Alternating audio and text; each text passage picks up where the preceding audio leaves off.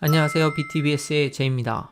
오늘은 캐나다를 오시는 분들 중에서 아이가 아직 학교를 다니기 전인 가정의 꿀팁 하나를 알려드리려고 합니다.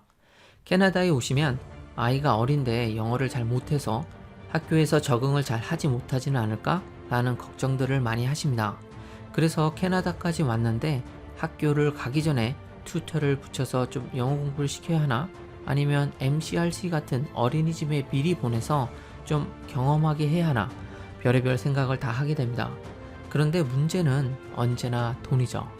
캐나다에서 아이들을 사교육시키기가 생각보다 많이 비쌉니다. 그래서 보통 캐나다에 오신 분들이 사용하는 방법들이 몇 가지 있습니다. 첫 번째, 동네에 있는 도서관에서 책을 읽어주는 클래스가 보통 있는데 이 시간에 맞춰서 도서관에 가서 아이들을 영어에 노출시키는 방법을 이용하시는 분들, 그리고 두 번째는 나라에서 운영하는 어린이집 비스무리한 것들이 있는데 저도 이름은 기억이 안 나요. 아이를 맡기는 것은 아니고 부모가 함께 같이 가야 하고 하루에 한 2시간 정도만 있을 수 있는 그런 곳입니다. 물론 무료로 가시는 분들은 아침 일찍 줄을 서야 하는 그런 번거로움이 있긴 하지만 꽤 긴 시간을 아이들이 영어에 노출될 수 있기 때문에 나쁘지 않은 경우입니다. 여기서 명심할 건 동네마다 모두 다 다르기 때문에 동네별로 각각 서치를 해보셔야 한다는 거죠. 근데 일주일에 한 번이라도 선생님이 집에 직접 찾아와서 30분 정도 교육을 해주는 그런 서비스를 무료로 받아볼 수 있다면 얼마나 좋을까요?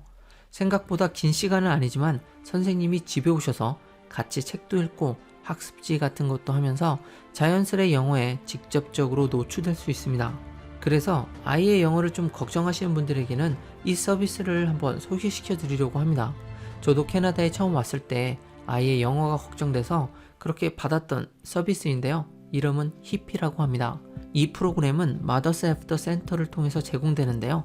헤드쿼터는 밴쿠버에 있습니다. 그리고 캐나다 전역에는 약 28개 정도의 지사가 존재합니다.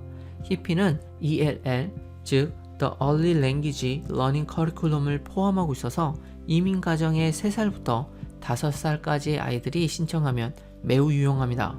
그러나 이 프로그램은 100% 기부로 운영되기 때문에 매년 정해진 숫자의 아이들만 이 혜택을 받아볼 수 있고 5살의 아이들이 6살이 되어 히피 프로그램을 졸업하면 새로운 학생들을 받는 그런 형식입니다. 그러나 중간에 그만두는 아이들의 자리도 자동 수시로 채워질 수 있기 때문에 원하시는 가정은 미리 리스트에 이름을 올려놓으시면 됩니다. 간단하게 이 프로그램에서 아이들이 무엇을 하게 되는지 설명드리겠습니다. 우선 대부분의 수업은 선생님이 가져오신 과제물을 아이들이 어떻게 해야 하는지 부모님에게 설명을 하는데 많이 사용됩니다. 물론 아이들에게 이런저런 이야기도 해주기도 하고 책을 가져와서 읽어주고 또 그 책을 선물로 주시곤 합니다. 선생님이 가신 이후에 하루에 한두 페이지 해야 될 그 양을 부모님이 직접 이끌어야 되기 때문에 보통 어머니에게 어떻게 해야 된다라고 많이 설명을 해주시죠. 이렇게 한두 페이지 하루에 어머니가 아이를 영어를 도와줌으로써 아이들은 영어가 오히려 더 익숙하게 됩니다. 어떨 땐 컬러링도 하고 어떨 땐 가위로 오려서 붙이기도 하고 영어로 퀴즈도 내고 이것저것 많이 할 수 있습니다.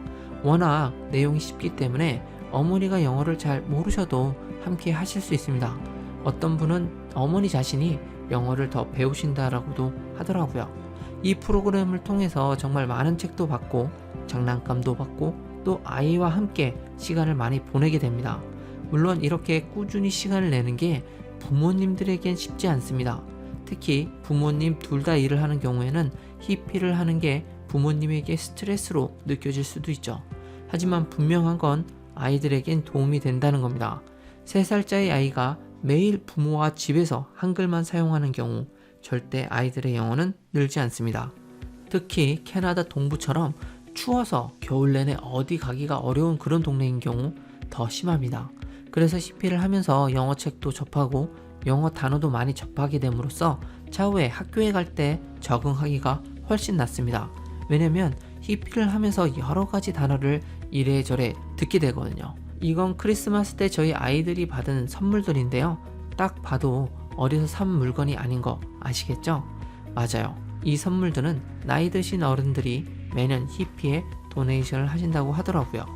직접 만드셔서 페인트도 바르고 대단하신 것 같습니다. 그래서 저도 나중에 이런 나무 장난감을 만들어서 어린아이들에게 선물해주는 게 꿈이 되었습니다. 여하튼 히피 프로그램에 대해서 좀 더 자세히 알고 싶으시다면 영상 설명란에 링크를 클릭해 보시길 바랍니다. 저에게 궁금한 게 있으시다면 댓글 또는 BTBS 오픈 채팅방에 오셔서 물어보셔도 됩니다. 참고로 저희 둘째 아이는 2살 반 때 캐나다에 와서 영어 한마디 못했지만 히피도 하고 학교에서 좋은 선생님들을 만나서 지금 7살인데요. 해리포터를 3권까지 읽었습니다. 물론 다 이해했는지는 아무도 모릅니다.